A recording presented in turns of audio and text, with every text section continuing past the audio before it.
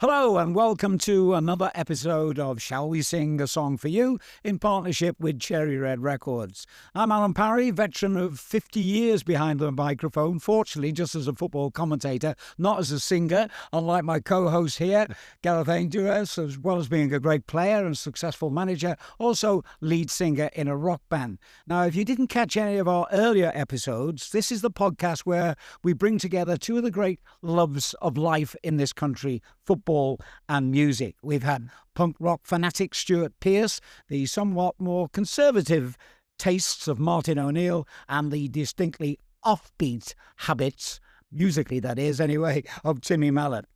In this episode, our star guest is a big name from the world of football. When I say big, I really mean big. A very warm welcome to the one and only Adebayo Akinfenwa. Bayo, thank you so much for joining us and reuniting with Gareth Ainsworth, the man who did so much in your career. Yeah. It's a fascinating story how you came to sign for him. Just remind us what happened. I was 34. I think we just got promoted with Wimbledon at Wembley, and I had known prior to the game that I wasn't going to get another contract. So to be fair, at the time it was just, focus on the game. You're like, listen, whatever happens, if I can leave on a promotion, and that's a beautiful thing. And then, so listen, luckily we won the game. I managed to score the penalty. Yeah, still the penalty off Callum. We still chat. But yeah, so I managed to score the penalty. Then of course after the game got interviewed, and I remember just being like, look, just at the time, listen, I'm technically unemployed, so if any managers out there need a striker, hit me up on WhatsApp. To be fair, I got a lot of people hitting me up on WhatsApp, but Gaffer did text me. Yeah. He was. I didn't know what hit me up on WhatsApp meant. So I sent a text message. Yeah. Hey, Mel, you fancy Wycombe Wanderers? And yeah, that was the start of it. Yeah, that was the start. Now, I'm not going to put words in your mouth, but you signed some terrific players in your 10 years. Wycombe there. Yeah. Thank you, AP. Now, Shrewsbury, he's got to be up there with the best. The best. Yeah, without a shadow of a doubt. There's no way Wycombe Wanderers would have ever been promoted to the Championship without this man here.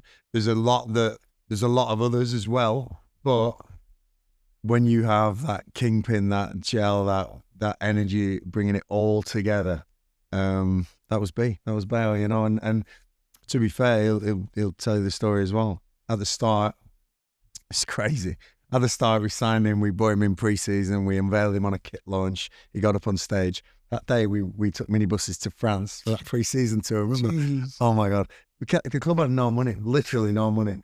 And we took 2 minibuses and we drove from Wycombe on the launch of our kit day and the unveiling of Adebayo Akinfenwa, and we were all worried. I was speaking to Dobbo, my assistant, going, he's getting in the back of a minibus and we're driving to France. It was a small-ass minibus as well. I'm just going to put that out there. 9 or 10 hour drive, honestly. Okay. So we drove from Wycombe to Folkestone, I think, got on the Channel Tunnel. Was it the tunnel? It was, the Channel Tunnel, we went. And into France. Calais, we didn't do the Paris one. And then from Calais, we were staying in a... I honestly can't even remember where it was now, but it was the, 5-star. It's not. It was not 5-star. Not 5-star. Believe me. We stopped on the way in an F1 hotel. Anyone who knows what an F1 hotel is, they're not. I think the 1 is the star, right? Yeah. I don't know what the F stands for. But I got a few guesses, right? Don't go there. And then we ended up going down. It's like Normandy. It was. So the chairman at the time, Andrew Howard, he had a place down there, a place called Coutons, and we ended up in a training village, playing in some games. What happened in the first pre-season game you played for us, B? Boy, do you know what is funny? Yeah, I got sent off in my first pre-season. It was a pre-season game. I got sent off. And all I know, they was on some bully boy tactics. They were just trying to kick my... And do you know what, though? It's a beautiful thing because it kind of set the tone of everything, of what Wycombe was. Yeah. It was a baptism of fire in regards to exactly that. It was... We did it. Yeah, it was a big unveiling. People in the back, and then all of a sudden we just got shipped into this tiny ass minibus, and then all.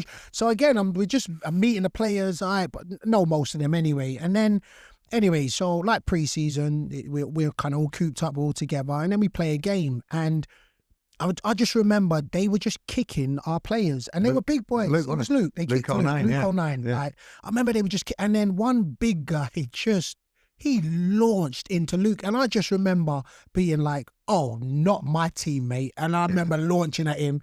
He must have realised because I think he got up to do something, then realised who it was, and then just said, "Ah." And then I remember getting sent off. But how I knew was it got all the way back over here, and then it went viral. Akinfenwa gets sent off on his first game. What have they signed? Oh no! It was just I'm thinking, "Oh my days!" But we actually had to leave him. He didn't officially get banned. But we thought because, yes, you know, the TV had got hold of it and it was all going around, Akinfenwa first game, this is what he did, and it's red card.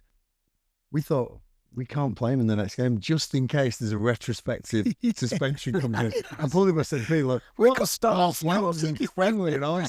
Did he get suspended on a friendly? This is after, what have I got into here? So, no, great times. But that cemented it. And like I say, Luke 09, who's at Sunderland now, fantastic career he's gone on to. I think he signed that same season.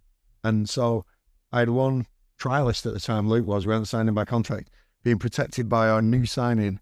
And then all the boys went, yeah, he's in. He's one of us. Yeah. And we never looked back.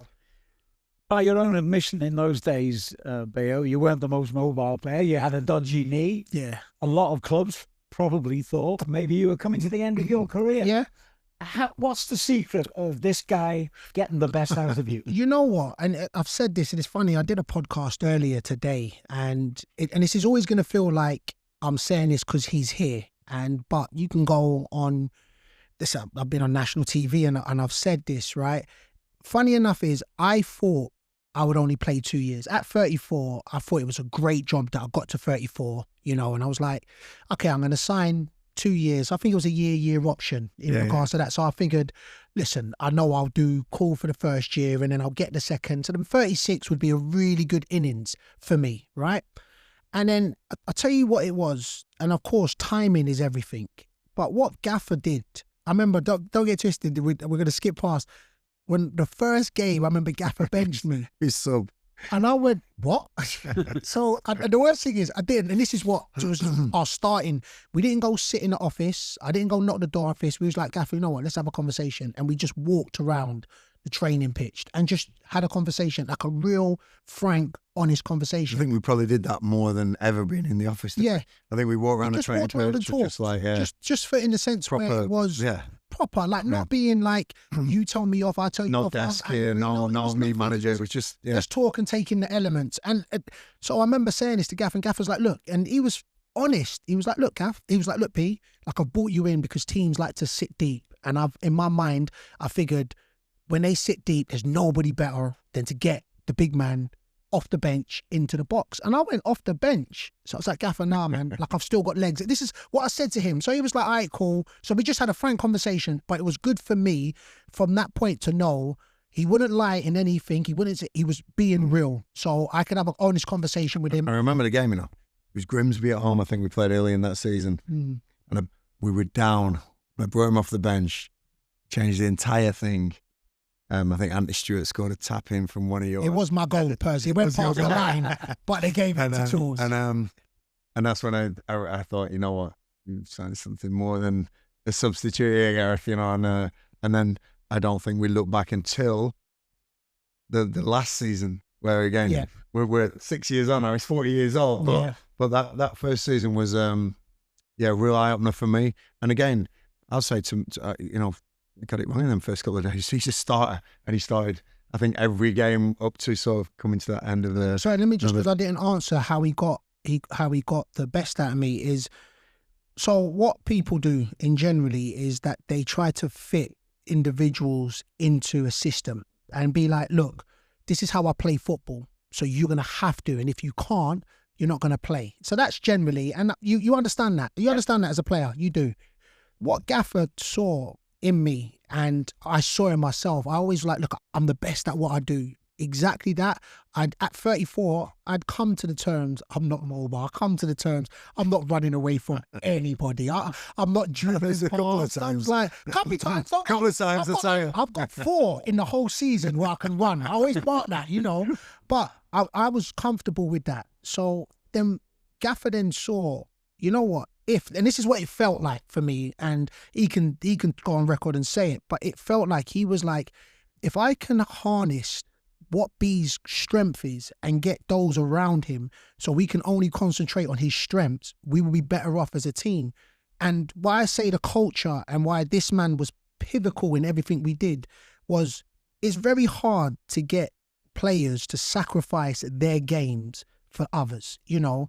And I felt at times, listen, don't get it twisted, I'd put Blooms on it. Blooms was a runner, it was legs. So Gaffer Matt Bloomfield, sorry, Matt Bloomfield. So for me, it felt Gaffer got players who it was easy for me to kind of suppress my weaknesses and only concentrate on my strengths. So then for me as an individual was like, wow, so if Gaffer's making me not worry about my weakness, I then have to bring the best of my strengths. And it worked, and it gave me more years. So where the 2 years I thought, it ended up being 6 years and coincided with my most prolific both on and off the pitch. So that's how he got the best out of me, is he made me and made people around me focus on my strengths. 200 games, 50 odd goals. Yeah. Fantastic. We've started the wrong way around in a way, haven't we? We've started with the end of your playing career. Yeah, that's cool. Can I take you back to the beginning? Because you've had a fantastic but unusual career. Yep. And your first pro contract, I think, was in Lithuania, of all places. How did that come about? You know what it came about was, like every youngster, I had a dream of playing football. I was going on trials and I was hearing, you know what, you've got something about it, but you got something about you, but you're too big. So it just kept on. I was going in, having trials and just not getting the answer I wanted. So I remember I was at Watford at 17. So I was at Watford and it was supposed to be a 3-week trial, ended up being an 8-month trial, just as in turning up and just, I guess it was a bit like Framps, you know, just coming up, and I was just going into training and that. And then I think they just said, listen, we're going to make a decision now, you know. And then I think the manager came back, sat me down and said, look, we've got like 8 strikers trying to get into the reserves and the first team. This times it was the reserves, and there's better players in front of you. So, you know, we're going to have to let you go. But at that time, there was a pre-season game against the Lithuania team, and my agent at the time was married to a Lithuanian woman. So I always say timing is timing. Things were meant to happen for the reason they're meant to happen. And then they said, look, we remember you playing and you're 17. So listen, I did always look older than what I was, but I was 17 at the time. So for them, they was like, oh, we've got a 17. I was going to be 18 the following year. So they said, come out for a trial.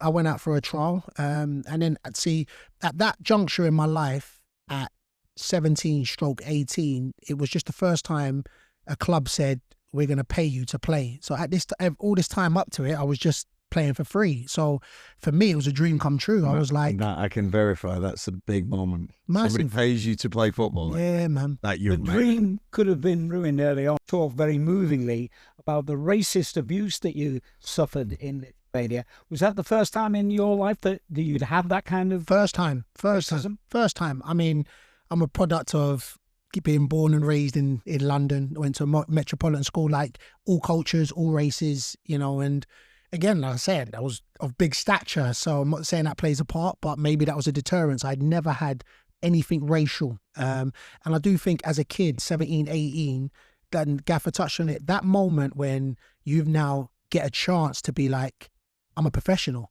So I'm no longer just training. I now get a wage for something that I would do for free. So going out there, that fearless mindset of, you know what, it didn't come into play that I wouldn't know the language. It didn't come into my mindset that I wouldn't like the food. It didn't come into my mindset that I would be the only black person. None of that. I was going to play football. And then, boy, quickly did I have to grow up as an individual. You know, my first pre-season game was different, getting sent off, but it was that. It just kicked off, and then around the crowd, it literally started a chant, zigga, zigga, zigga, shoot the effing N, zigga, zigga, and it just started to get louder and louder. And I just remember thinking, wait, what? And this is all while the game's going on, so 100 things are going through my mind as it stands. And I remember being like, I came off, so half-time came, spoke to we had our captain at that time. He played in Denmark, so he could speak English. So I remember just tapping him because the manager's talking. I can't understand a word he's saying. So I'm just sitting there, like, more thinking, bruv, what does this word zigger? And he just looked at me and just nonchalantly said, "Oh, it means nothing. They're just rhyming it with the word." And then just turned back and listened. And not saying that, it was just all nonchalant, you know. And I'm thinking, wait, what? So anyway, we go out second half. Again, as soon as I touched the ball, the chant starts. So I was like, oh, you know what? I'm coming off. So I remember coming off at that time and then just saying, listen, I'm going home. And I say this, and I'm 42 now, and this was 22 years ago, but I remember the phone call like it was yesterday. I phoned my brother and I say to him, listen, bro, I'm coming home. And he says, listen, I won't tell you to stay anywhere that you don't feel comfortable, but if you leave, they win. And I remember him saying that, but at that point I was so in my feelings that I was like, I'm coming home. But the next morning, I just remember thinking, rah, nobody's kicking me out of anywhere. And I think as a life lesson in what that taught me was, first, I was like, nobody's kicking me out of nowhere. And second, I stayed, scored goals. And you know, football's fickle at the best of times. But what those same fans, I skipped past, as half the people that was chanting were my own fans, that we had real ultras that was in the corner. And they were my fans. They joined in with the away team fans. But what it did teach me after that those ultras that were singing on the first game was all of a sudden, when I scored goals, was hailing me. So I remember at 18 just thinking, you know what? Life can be fickle, but generally things or individuals are scared of just the things that they don't know. I was the first black person in the league. I was one of 4 black people in the whole city of Clyde that we stayed in. So then again, once you get through that, and it's mad because, listen, my faith is massive. And I remember just being like, rah, God, why would you send me to this place? So as quickly as I was thinking, rah, they're paying me to play football, and I was asking God, so then why would you send me to a place where, well, I'm isolated and that? This is the conversation I'd be having with God. And I stand 10 toes on it, and I say that when you are going through your darkest points, God has got a plan. It may not coincide with the plan that you think at the time, but trust me, when you go through your darkest time, it sets you up for everything else to come. And then that's why I think the way I am now is because at 18 I went through it shapes you. Everything shapes you. Whatever you go through shapes you to that person. Yeah. You've had a lot of banter fans in this country. Yeah. Reasonably light-hearted most of the time, but it was about your size rather than the colour of your skin. Do you think racism in football in this country has gone away, or is it still there in the background? Because the reason why I say racism is still in society, so it can't go away in football. That's how I see it, because it's the individuals that are in society that come to watch the games. What I would say is that I do think there's efforts that they're trying to better it. You know, I didn't play in the 80s, and I hear the stories, but then you still see the go-to of anything on social media or when they go to when there's games, that they're still coming out. I think yesterday, players got dealt with. To be fair, I think Fred Odudimia got something recently. I saw that. So in regards to it going away, I don't think, and as cynical as this sounds, I actually don't think it will ever completely go away, because you're always, regardless of whatever walks of life, going to have stupid individuals, and that's what it is. But do I think it's getting better? Yeah. Do I think it's, the more we speak about it and the more we put spotlight on it, I think that's always got to be a positive. Listen, I do think there's a lot more that can be done, but I think that's a bigger process in regards to just these isolated individuals. I think it is a life pursuit rather than a season pursuit. I just don't think that we're ever going to get out of the game completely. As I said, most of the banter, unfortunately, has been about your size. You were termed once the world's strongest footballer. Yes. With the video games. What do you mean once, Pierre? There's nobody else. You still like, you still got one? No, I'm retired. So there's no one ever been there's stronger. Nobody has never been stronger. No. So let's just know that, I relinquished the belt because I'm retired. I'm just letting you know on that. But it's cool though, AP. How did that come about? Did you set out to be strong, or what was the background? I believe you once were able in the gym to lift almost double your own weight. Yeah, 190 kg. 190 kg. Do you know what it was? I'll always come back and say timing plays a part, and everything happens for a reason, and I stand by that. And I was always naturally a big guy. You've seen my brothers, like my parents are small, but my older and my younger brother, we look like a wrestling trio. So we're always of. I wouldn't wrestle, by the way. Yeah. So we've come from big stock in regards to that. So I was always of big size, but I remember up until I think 22, 23, I weren't really a gym goer. I actually just like to tell people, listen, I remember you were mobile. You were mobile when you were younger. It's just mad. I wish YouTube was out proper when I was young, because I'd be telling people I was fast. It was okay when I tell you. Listen, I'm telling you, I could run. But let me tell you what was the definitive in regards to, and that's why I say timing. So at Swansea, I'm telling you, Kenny Jackett brought me in for the speed. He didn't bring me in as a target, man. Trons was the target, man. I was the one who ran over the top. I'm just letting people know. But anyway, so what happened then, I went to Swansea, and in my second season, I broke my leg. So after breaking my leg, I remember doing rehab in the gym, and Swansea trained with the Ospreys, so we trained in the same gym. And I remember just one session, I was just mucking about, and I was lifting this big weight. And then I see the Ospreys, and he was lifting a smaller weight. So I was just looking over to him thinking, look at this rugby boy, I'm stronger than this football, right? And I just remember thinking that to myself. So we caught eye, and then he said, oh, do you enjoy the gym? I said, yeah. I goes, how come you're picking a smaller weight? He goes, yeah, first because it literally, the smaller weight is technique rather than, because then he showed me. So he goes, okay, do it this way. So the weight I was doing, I was using every other muscle but the muscle I was trying to use. And that it actually, at that point, I remember something triggering inside me thinking, oh, okay, so let me actually go and do this. Let me actually go and learn this. And then from that was then where I was like, okay, nah, man, I like the gym thing. Still not thinking much about it, but then when I didn't re-sign at Swansea and I tried to get back, I was doing my rehab and it was very sporadic. I could realise that I wasn't as mobile. So literally as I got back, it just changed. So all jokes aside, it wasn't like I was the quickest person, but when I broke my leg, I could considerably see my game had changed. And then because I'd got the love for the gym at that time, I just doubled down on going to the gym. So just got bigger in regards to that. So I didn't set out to be 17.5 stones when I started the game, but enjoyed it. Did you resent the fact that a lot of people just talked about your size and your strength rather than your technical ability? Yeah, I remember there was a period in my career whenever I heard commentators speak, or when I was getting like when back in the day when you get the papers and they give you your marks. Yeah. Whenever there was a little column, if I scored, it was very much, oh, he's got a good touch for a big guy.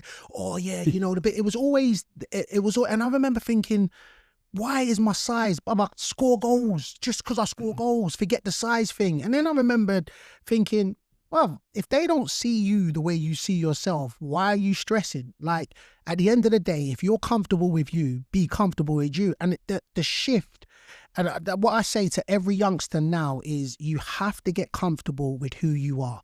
And if that happens, of course you will learn as you go, and every day is an opportunity to try and get better and be better.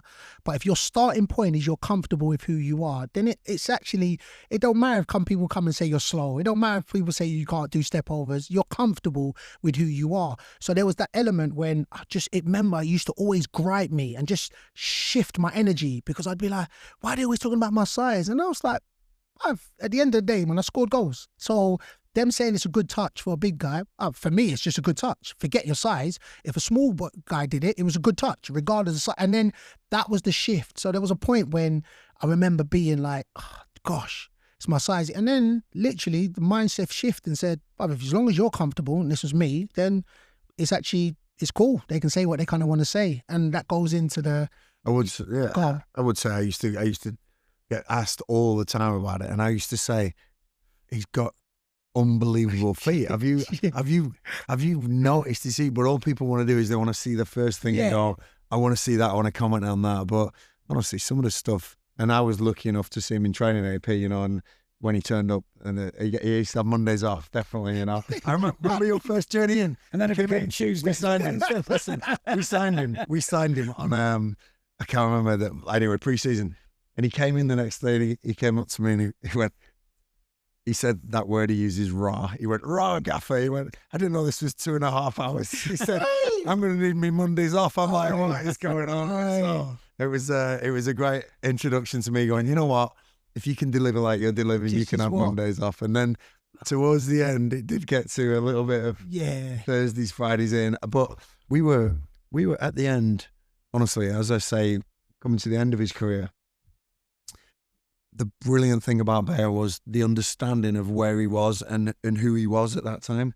And I think you're right. Any young boy or any young man if they understand who they are and what they do and what their purpose is, it's so powerful, you know. Because he used to sit in the office and I go, Bayo, it's a runner tomorrow. And he'd go, yeah, I know. He said, I know. I knew this was coming and I'm happy with that. And then we just had this thing where we just could talk to each other as it was never manager player. It was Gareth, Adebayo. Can I ask you something though, Gaff? Yeah. Where did you get that as a manager? So, because one thing I always find, right, I find that I think egos is needed in the game. I do. So where did you get that balance of being, I mean, don't get twisted. I knew you was an individual because we played against each other. Yeah, I mean, I knew you as a person, and I knew you as a footballer, and it was always you always gave 100% up and down. We knew that. I knew that. What I wanted is, where did you develop that? I don't know if it's empathy. Where would you get that balance of being able to see the person and not just the player? Yeah. Because I think that this is what I keep trying to tell individuals: the strength of. And that story, I came from Wimbledon, and Wimbledon had Mondays off regardless. And it was the first time I'd ever gone to a club. And generally, if that was it, if you lost, Gaff would be like, you're going to bring it on Monday. Like Ardley, he stood by his principles of Sunday, Monday off. He was like, look, I've done the research and 48 hours after a game is at your worst. So there's no point you coming in. And that's how, so I'd come from that from 2 years. So, and then when I drove in, it's funny because we used to meet at the hotel at Wycombe. Yeah. But we used to do it once in a while. So you do something once in a while, it doesn't seem that bad. Yeah. So when I first came in and I drove in, I said, Gaffer, this is 2.5 hours. I can't do this every day. This is like, I can't do this every day. This is 2.5. So I remember saying, well, like, this is Gaffer. Like, but normally I don't train on a Monday. But that wasn't Gaffer's ream. That Gaffer was, listen, we come in, and this is what I'm saying. So at that point there, I hadn't delivered at that point. Yeah, no, I think, so, yeah. So that's the question I want to ask. Yeah, the question, the answer is, it's something I developed over time. I knew that what my strengths were and who I was, and I'm not this. I don't ever want to be known as this tactical, unbelievable genius who could see this system and see that system. As long as people go, you know what, he was okay and we had our backs, and we'd run through a brick wall for him. That's all I wanted, you know, AP, and that's and I think and again, this isn't a blowing smoke podcast, but the players I had at the time, Blooms, yourself, JJ, you developed that in me. You developed that out of me. You know, because talking to people as normal human beings and explaining and being honest with them as well and going, listen, I just think this today and I think that he's faster than you and he's going to go in here today, or he wins more headers than you, and in midfield today, I think he's going to take winning more headers. And it was like as simple as that, and they go. Yeah, man. And we got success with it as well, which helps. Always helps as a manager, you know, because some managers will be out there going, I'm honest, but this truly being honest and truly being part of it, and what you said right at the start of this, when that energy was buzzing around Wycombe, that dressing room, I didn't even get involved. I just went, you lot run it. You lot run it. You manage Bayo and the other players with your knowledge, obviously, from your football background and an understanding of human nature. Yeah. One thing I would like to ask Bayo, the game has changed now. You had a 20-year career. It's very database now. It's very driven by stats. Even training is filmed and, recorded, everything. Yeah. And managers and coaches sit there on their laptops. If you'd have started 20 years later than you did, do you think you would still have had a career as a professional footballer? It's funny enough is I actually said this to my son in regards to saying I think I would have, because I think my mentality is my strength. And I think if I put my mind to something, I would be able to achieve it. So in regards to whatever the environment was, I wanted to become a professional footballer. So if that was 20 years now, 20 years in the future, 20 years in the past, whatever my path would have been, you know, if I had to go to Lithuania via Poland, via Nigeria to come back, I would have done that, you know. So that's it. But what I do notice is I do look at the game now, and I do think elements of the soul is getting taken out of the game. And, you know, we talk, you can't quantify talking to somebody as a human being, because ultimately human beings play this game. And I do think when you look at data, it is very robot mindset. And what somebody can do, and I say this, right, it's if you look at somebody just physically and be like, they won't be able to do what on paper, you know, we won 9K, this is that and the other. And if Gaffer looked at that, I would not have played for Gaffer, you know. But what Gaffer looked past the physical element was, this guy mentally, if I get him on side and we get it all, not just myself and the team, then there is nothing we can't do. And that's how I look at why there's giant killings. Why we punched above our weight was because we tapped into something that was beyond data. It was, and if you can do that, and that's the one, and I look at the game now, and you know, I'm not in it to say that I've seen how training goes, but I talk to people in the game, and I chat to Gaffer, and Gaffer, first thing Gaffer says, B, the game's changed. Just how we talk to individuals, the game's changed. But you know that there's some things you can't stat, and those will always be the most important things for me. So the things you can stat, AP, your passes you're receiving, your distance, your successful this, successful that, right? There's certain things you can't stat. And they, for me, will always be the important things. They'll always be more important than anything you can stat, because I'm a big believer of the heart, the mind. You can't stat those things. You can't do it. You can stat a heart at distance, saying he runs fast, so he must have a big heart because he runs. Okay, fair enough. But you can't go to somebody, something goes against him. How's he going to, or a trialist in pre-season is in trouble.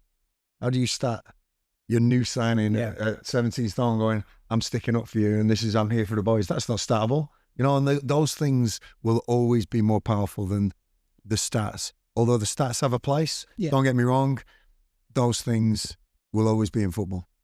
And what encouraged me recently, I bumped into David Priest at the game, and at the age of 80, been made chief scout of Celtic Football Club. Awesome. So I can't see David sitting there with a laptop in front of him. He knows. There's some scouts, AP, that see things that you go, wow, like he just sees it, and he sees it. Yeah, he sees it before it happens. I know a scout who sees. He signed a striker once. So from a warm-up, a goalkeeper's warm-up, he signed a striker off a goalkeeper's warm-up, and he was a top-class striker.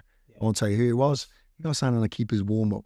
There's certain things that people do. So, Bayo, one thing we do have in common is a love of Liverpool football. Yes. Now, you're a Londoner. I was born in Liverpool. I had a very fortunate choice as a youngster. I used to live next door to a family that had 3 brothers. 2 of them were Evertonians. 1 was a Liverpudlian. We were in and out of each other's houses all the time. So to even things up, I became a Liverpool. Was that the only reason? That was the only reason. Was it? To even it up? And in those days, Everton were called the School of Science, the Millionaire Club. They were very much one of the leading lights, the elite of. Yeah. And Liverpool were a, average little second division club that kept. Then a fella called Bill Shankly walked through the door and everything changed. Well, what I was going to say, Bayo, you're a Londoner. Yeah. Why Liverpool? So 2 things. I always say that it's either, this is what happens, it's either your parent supports a team and you follow suit, or your brother supports a team and you follow suit. So my older brother was a Liverpool supporter, and then John Barnes is the reason why I just fell in love with Liverpool. And then once you pick your team as a youngster, that's your team for life. So it was my older brother and John Barnes were both Liverpool. So it was like, and my older brother was like my football idol. He's 3 years older than me. So when I was 6, he was 9 and he was doing stuff. And then when I got to his age, he was still 3 years older than me. And I was like, I want to be like him. And then I watched John Barnes. I was like, I want to be like him. So they were the 2 elements. And man, so ever since, I think 5 was when, or 5 and 6 when I said, Liverpool's my team. And it's been my team ever since. You never got to play with them, but the next best thing, you played against them. Not only played against them, but you scored against them. I'm just trying to imagine what your feelings must have been at that moment. It's the only time where I've scored a goal and I just didn't know what to do. It's the only time. I just remember thinking, and football goals like this, and especially when you've been in a game, Gaffer would tell you the whole lead up was because I was a big Liverpool supporter. So I was a big Liverpool supporter. So the whole lead up towards the game was, you're playing Liverpool, this, that, and the other is theirs. And I played with Joe Allen at Swansea, so he was at Liverpool at the time, innit? So I remember as soon as we got the draw, I texted him straight. And it's funny, we got Liverpool because we beat Wycombe. Like, there's just, whether we beat Wycombe, and then for that, we then got, it was just a full circle. So thanks, Gaff. No worries. I knew it was coming. So, but yeah, so I remember beforehand, I was like, regardless of what happens, I'm getting Stevie G's shirt. That was just, it was boom, it was set like that. And then I remember coming into the game, like, Liverpool was struggling at the time. So it was like, are they going to bring their big hitters? Are they not? So Stevie G was there. Coutinho was there. I remember Lamps was there. They had their back four. Henderson was there. So I don't remember, they were struggling off set pieces. So we knew this. They were struggling off set pieces. So Mignolet was in goal. And I remember, and I've always said this, they asked who's the best player I played against, and it is Stevie G, and that's not biased. We ended up, luckily we played against Man City before, and KDB was right up there, you know. But Stevie G, what happened to Stevie G, I remember it was 20 minutes he was playing, and it just looked like he just said, I'm bored.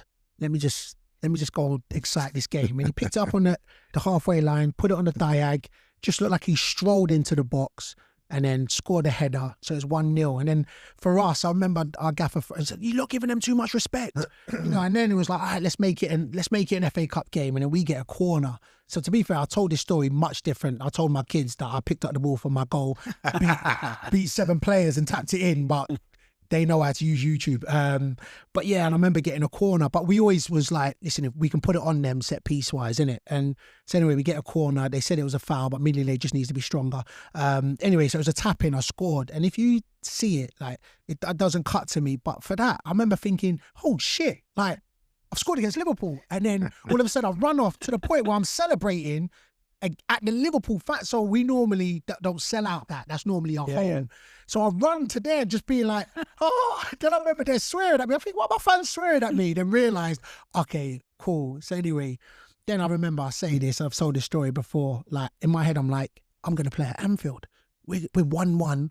We're going to take him back to Anfield. That was just, I was like, yo, I'm going to play at Anfield. And you never played there? Oh, I've never played there. I was like, I just met in the game. I wasn't even thinking that was going to win. Let's just go 1-1 and go back to their place. So I was like, I could play at Anfield, yeah. And anyway, they get a free kick and I'm the striker. So that means I get into the wall, the last, because I'm getting back into the wall. And I've said this is why Stevie G would always be like, this is top tier. And he just flexed on me. As he's putting the free kick ball down, as I run past him, he just says, sorry, big man, as he's putting the ball down. So in my head, I'm thinking, sorry, big man. So anyway, I get in the wall, and if you see the free kick, he bends the free kick just over my head because he knows I can't jump that high. Bends it just over my head. It goes in. They win 2-1. I never get my Anfield dream, but I did get my shirt, Stevie D shirt. So there's silver linings. But for me, it's part. Great stuff. I'll always say it's the only time that I wanted Liverpool to lose a game. For that 90 minutes, I remember just running at Skirtle's chest, pushing him to the floor. I remember shouting at Henderson to the referee, don't baby them. They're Premiership players, don't baby. I just remember. Then as soon as the final whistle went and we had lost, I just turned back into a fan again, like taking pictures and balance. It was that. So for me, there's just pinnacle moments in one's career where you're just like, listen, if you can't play for the team you support, the next best thing is to play against them, you know. You're a man of many talents. When your professional football career came to an end, I read somewhere, you can deny it if it's true, that there were 2 things that you considered doing, acting and wrestling. Yeah, I did my wrestling debut. Me and Anthony Ogogo. Anthony Ogogo went into the wrestling. Anthony Ogogo, ex-runner. Yeah. Yeah, he was my partner. We went in as partners and that. So he trained, and I remember I had to do some training And I was like, hell no. After that, I was slamming my back on the floor, and I was like, nah, listen, I'm used to the one who's frying people down. I was like, my back was hurting. Now you know how defend is That's to feel, what I'm man. saying. I was like, no, I don't. But it was enjoyable for it. Like, it was enjoyable. And one thing that stood out for me, and I think for me, I like in what any walk of life I go into, or is to be able to connect with the energies of others. And that's what wrestling, you're connecting with the fans, and that's what football was. So we touched on the banter. I used to love that. I used to love the away banter, just because, as long as it was done in the right way, but it was just that connecting with energy and to be entertained and that. So that was what stood out with the wrestling. They really took to it, and it was... Where did you wrestle? Where was it? It was in Shepherd's Bush. Oh, right, yeah. So it was in Shepherd's Bush. Yeah, I can't even remember the thing it was called. Bush Hall? No, Bush Hall, is it? I can't remember the Empire. It was the production. So it wasn't WWE. It was okay. It was the UK version of it. Which, to be fair, I did said I'll try it again, but I think that was a year and a half ago, and I haven't gone back. So we could just put that on the burner and see if I come back to it in a couple. And the acting, yeah, the acting. Listen, there's always a rumor, right, Ray, that you are the next Marvel. Baddie. You know what? Baddie, not goodie, baddie. No, to be fair, I actually wanted to play a baddie. I just think there's a... Is anyone listening on here now? He would make an unbelievable Marvel baddie. I'm telling you, I'm still pushing for that. That would be like the end goal. I want to do the good thing, which is, and I said this to you, Gaffer, it was like, played the football for 21 years, and that was very, very, it was one thing. And I said, when I finish, I want to try so many different things. And, I've been lucky enough this is 3 years already, but just in the 3 years, the stuff that I've been able to go into, there's a reality TV show that's coming out in, I want to say July, maybe September, around that, in the summer anyway, which I went on. And it was such an experience. You'll see when you watch it, there will be elements where you'll be laughing your head off. But yeah, it's nice like that. I've been able to travel the world. I went to Saudi for the boxing. Oh, you did that? I went for Saudi for the boxing. Yeah, it was who fought before this one? Who fought before? Fury. Oh, Fury and Easy. Was it Fury? First, yeah, it was Fury and Easy. Yeah. So I went there, and then this year we've got Kenya coming up to do some content in Kenya. Nice. And South Africa, we've got content. And I'll always say this, listen, I was always lucky and blessed enough to be able to have opportunities, because the hardest thing is the transition, the transition from when you stop something that you've known, and your identity, it's funny because as much as I'm on social media, I always knew football was something I did, in the sense where, and I knew it was going to come to an end, so I always was looking at, okay, when it does end, and it will end, you've got to be able to go into something. It's not everything. It doesn't identify you. And I think that's where, even now, so, sometimes I'm still hot and I'm doing a lot of stuff, and then sometimes I'm not. I know. The guys were saying, can we get Adebayo on the podcast? I texted you and you said, Gaff, I'm in Nigeria and I'm back soon. I was like, I'm not sure he's coming on next week. I don't know where he is. So, Bayo, getting back to our mutual love for Liverpool Football Club, it's been a fantastic season, isn't it? Slot has, if you'll pardon the pun, slotted in brilliantly following Klopp. That is so bad, AP. That is so bad. No, man, I've used that as well. It's just sliding nicely.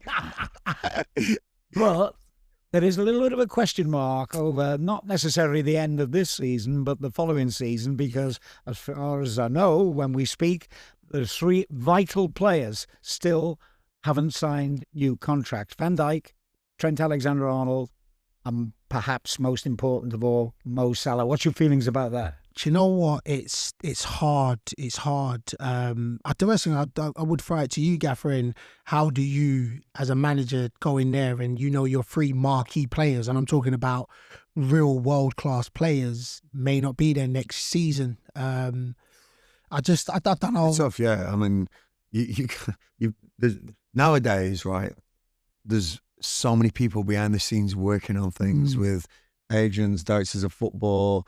It almost becomes away from Slot a little bit, but he cannot not notice that they're out of contract and go, right, what is that going to look like? I think I think again we're back to the human side of keep it away from the rest of the players. Don't let it even be mentioned. You know, it's going to be in the press, it's going to be in the papers. But yeah, it's a tough one that, because you'd think that one, maybe two would have signed by now if they wanted to be there. I don't know whether maybe there's pre-deals done, but it's a crazy situation for some team that's just about to smash the Premier League. You know, I think two will stay, one will go.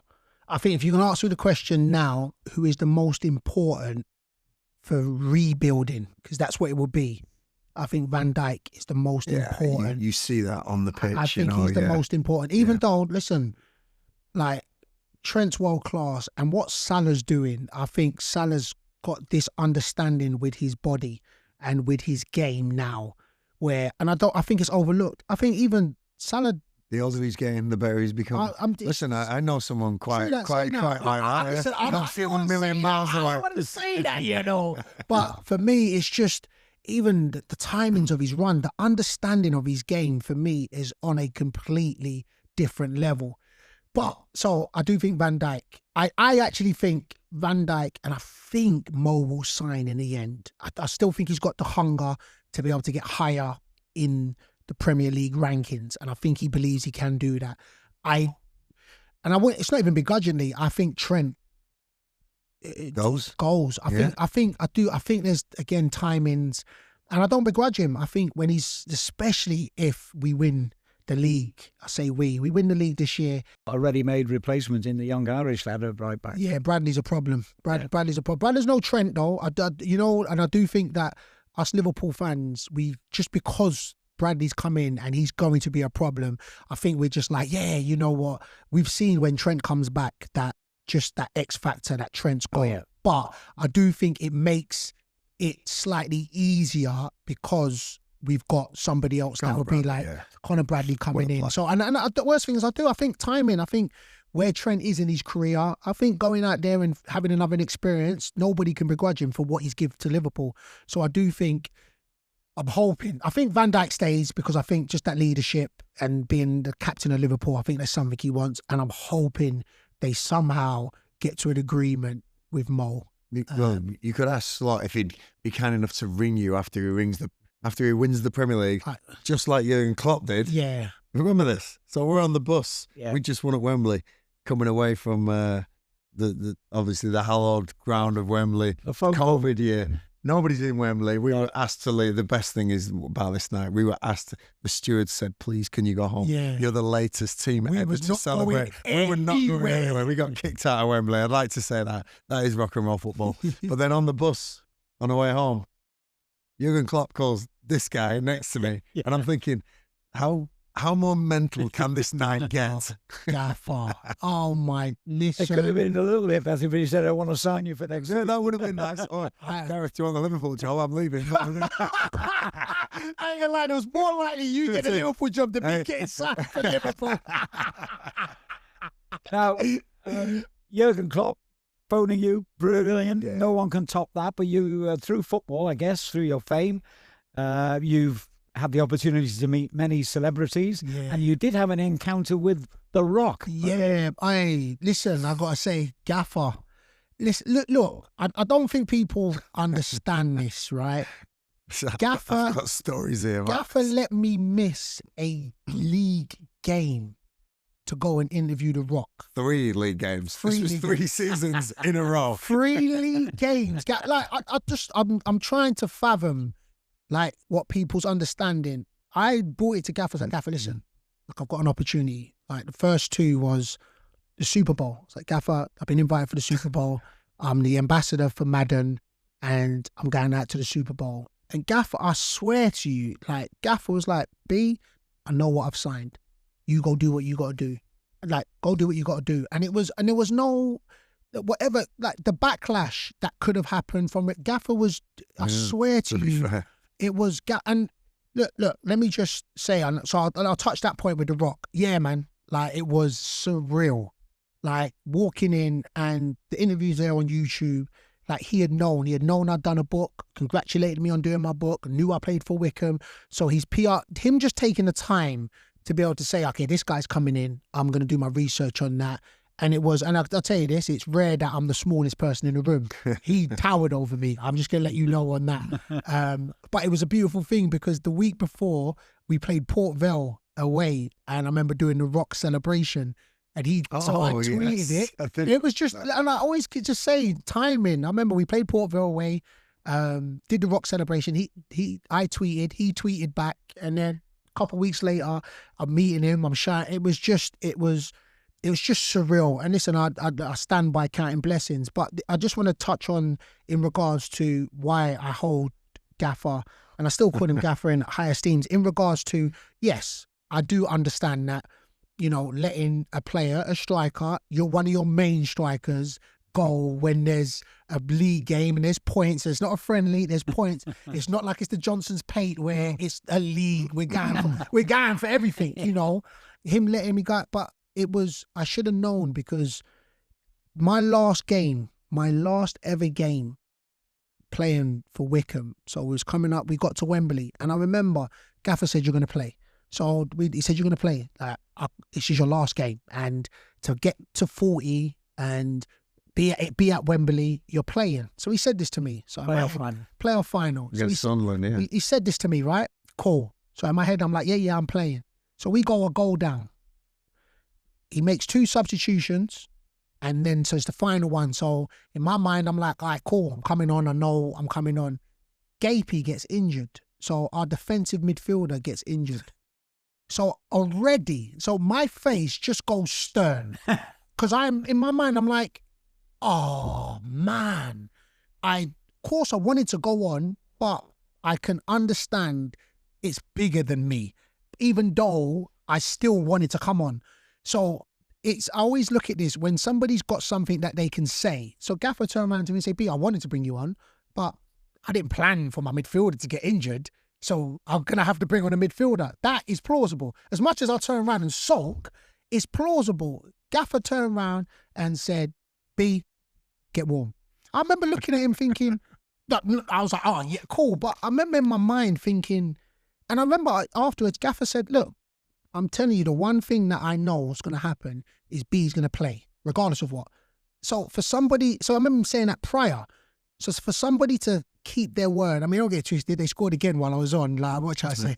Well, we nearly scored as well, yeah. We did nearly score, but I'm just talking about on a personal note for me, why I always will say, and this is the testament of the person, where he was like, look, I've said this, I can see that things happen, but this was my word. This is what's going to happen. And we went for it. And again, we went for it in the Wycombe way. That was us. You're 40 years old, B. We all know it's your last game in professional football. I'm putting you on at Wembley Stadium. You know, I don't know, you don't have to. It sounds simple. It sounds simple, but what it's not. I don't care what anybody says. And I know our relationship, and I stand 10 toes. And I've thanked him many times, but it sounds simple. But when you've got everybody watching, you've got your fans coming and could question, and regardless of what, but again, I stand by at that moment. I mean, talking about the Super Bowl when we let him go every year. So when it's February, is it February? February every year, right? So February every year comes up and the Super Bowl, and I remember on one of the years he's gone, like The Rock, obviously. Was Will Smith? Will Smith. He's saying, I'm seeing Will Smith. I'm like, oh God, I can't turn this down. But you know what the most amazing thing was? It wasn't until the 3rd year when Russell Martin was manager of MK Dons, and after the game he said, I knew Bale wasn't going to play TA because every year you let him go to the Super Bowl.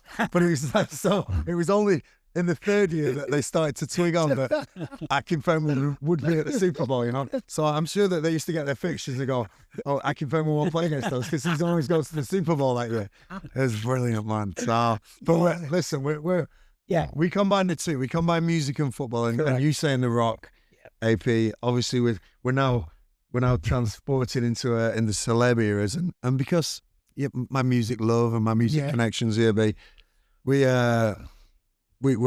mean, I speak a lot about music on there, and it is a music podcast. And I told the guys that we used to do initiation songs. Yeah. Wycombe.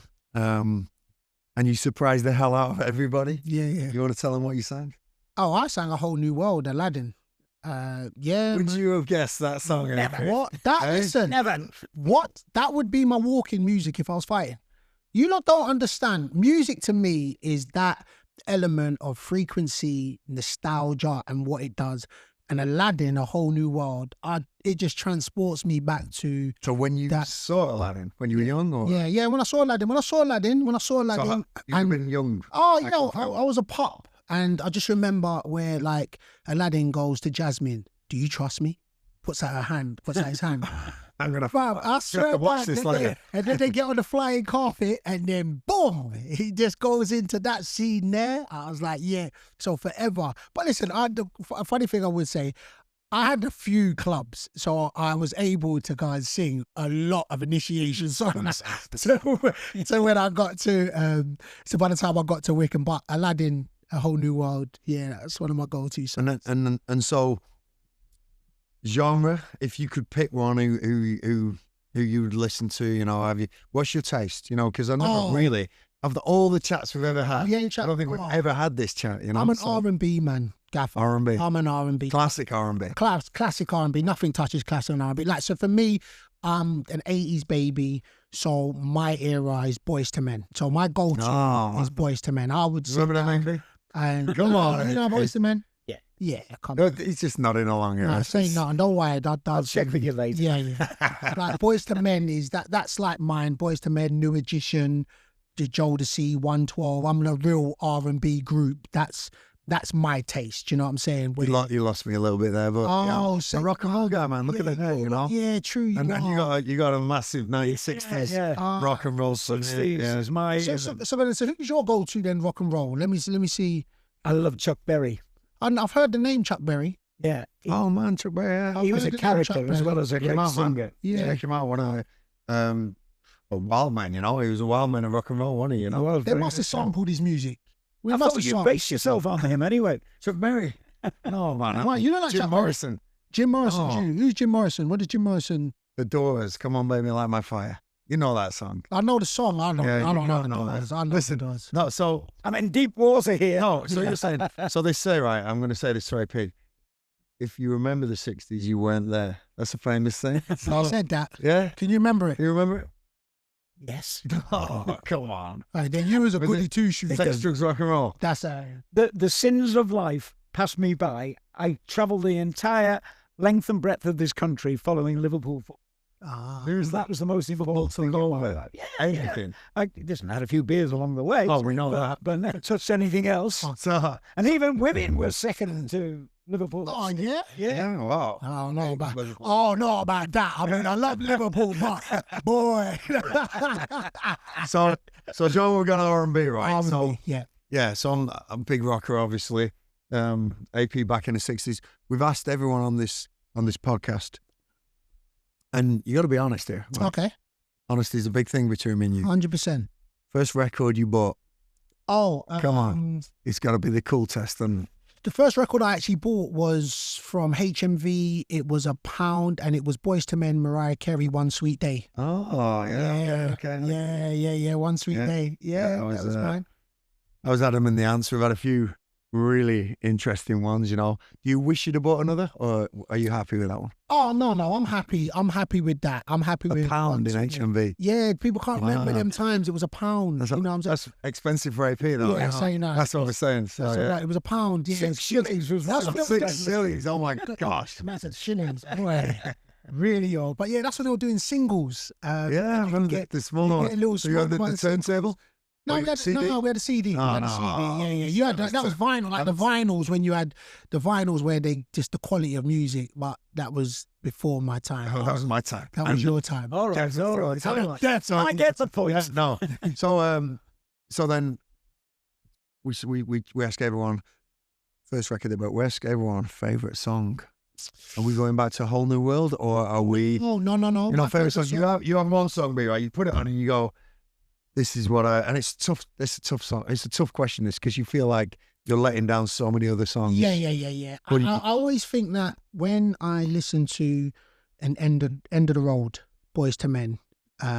That's the one I know. Yeah. Yes. That so I'm not going to sing it because yeah. I will not do it any No, I'm justice. saying that, but End of the Road, Boys to Men, for some reason, it's just, it for me brings the innocence of nostalgia, as in the world was before me. Like there was I'll Make Love to You is quickly or very closely second, but End of the Road was just, when that plays, that bing, ding, ding, ding, ding, ding, ding. When that just goes in, that's of the road. that, There you go. that's that there, you know what I'm I saying? won't Come on, yeah. I know too much of that song. That for me, so when I End of the Road, it stands by itself, and it's one of them ones when it plays it, and it's not one that, it's funny because it's not even on my playlist, but you know when you hear it, it's like, yeah, man. Playlist, man. We haven't even mentioned playlist. So in the gym, what is it? Are you high tempo? Are you? Because I know you hit the watt bike. Yeah. Like you wouldn't believe. On my days, that's still a daily thing now. The watt bike. You know, I always say this to people. Music to me is, of course, don't get twisted. There's sometimes when you kind of need that, just, the rock. Yeah. You know what I'm saying? Like, the funny thing is, you know what we didn't touch, where I knew we was going to be a success. I knew we was going to be a success on our pre-season tour.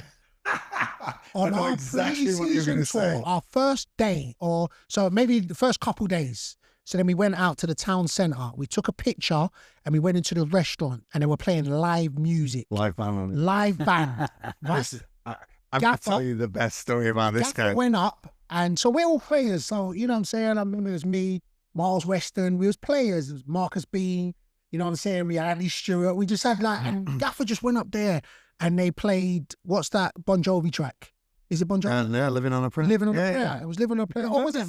Was it Living on a Prayer? Or was it Hotel California? No, this is you. Which one did I do? So you did Hotel California. Okay, sorry. I did Hotel California. He did the Living on a Prayer. So I remember Gaffer went up there. And this is why I just was new. On God, I knew we was something, because Gaffer went up there and just bam.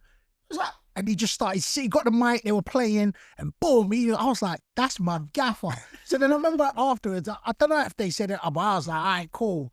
But I'll do one as well. And then I remember getting up at that time, and the crowd was there, but Gaffer was there. And I remember just, they didn't really know the words and that. So have you ever known anyone get up with a live band to sing a song that they have never heard in their life before? I was just riffing. He sang a version of Hotel California that I've never heard before and never heard since. Lots of versions this was. There was everything in there, I tell you, and it was so cool. And all the boys, and that was it then. It was a bond. Oh, it was a bond. I remember that yesterday. So, last question then. And I'm scared to ask this because he's going to have been to so many live performances. Oh. Who or when or what best ever live performance? You know what? It's funny. You know what was the best? And it was the best because of the atmosphere of it. Because I went to a Joel performance in Hackney Empire, or maybe somewhere Brixton. And Joel's performance, for those that don't know, Joel's an R&B singer from the States. Go check him out. Album's ridiculous. And I remember being like, yo, this was proper. I went with the missus and it was sick. But as in for atmosphere, it was the Super Bowl halftime show in LA, where it was Dr. Dre, Snoop Dogg, 50, Eminem, Mary J, and Kendrick Lamar. That performance my word, was insane. As in, it was just insane being in there. So that for just, oh wow. But as in something hitting me in regards to, and I've seen Boyz II Men, I've seen Tank, I see Chris Brown. This is special to you. That Joel, I was like, yo, man. And where was that? Brixton, you said? I think it was Brixton. But what great venue. Brixton, yeah, Brixton. Wow, the Academy's a great venue, man. What a venue. It was that. So Joel was one where I was like, yo, raw. You know, and I always think that, you know, when you hear Chuck Berry and your dude, who's that dude, Morrison guy? Your dude, Jim Morrison. You know, when you hear them, it kind of takes you back to an element or a moment. Yeah, there's a where you're place. just like A memory. There's a big place. moment in your life. There's a place, yeah. And I think that's the power of music, in the sense where it really transports you from where you are now to where you kind of and it's just it's a beautiful feeling, which what music does. And I think that was Joe, and that's why when I work out, my playlist is very much more music which is meaningful rather than it just being what you would think. Yeah. You know what I'm saying? Yeah, Like, yeah, there's just like I would listen to Living on a Prayer because I'm like, oh yeah, even And it though takes you back to it takes you back to Hotel California. So it's dope. So And we never even mentioned You Never Walk Alone. oh, to be fair, that you already know that when that plays, anyway. Hey, we've come to the end of another fantastic edition of Shall We Sing a Song for You? We knew that Bayo was going to be sensational. I think it's fair to say he even exceeded our expectations. Thank you so much, Bayo. Entertaining story, fantastic career as a footballer, as a character, as a personality, as a actor, perhaps, as a wrestler, perhaps, from Lithuania to Wembley Cup final. What a story. Thanks so much. Right, thank you. I'm sure you enjoyed it as much as we did. Don't forget, you can find us on Facebook, X, and Instagram. Thanks again for listening.